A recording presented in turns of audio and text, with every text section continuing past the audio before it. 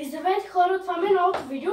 Днеска знаете ли, че вчера за Дядо Коледа ми донесе мърч, обаче знаете ли на кой? На Анди Студио с Among Us. Among Us.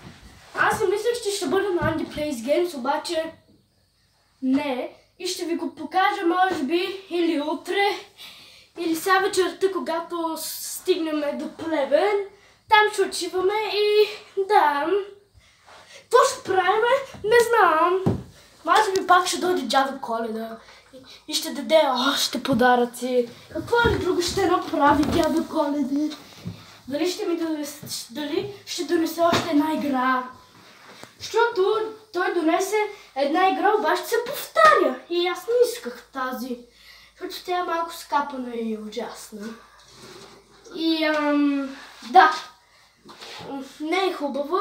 Удари се казва, че е някаква смотана. Тя тук просто като удариш, тук почва да свети някакви... Не е хубаво, но може би или утре, или вечерта ще се пусна да ви покажа мърча. Дори знаете ли какво прави? Няма да ви кажа да разберете какво прави той.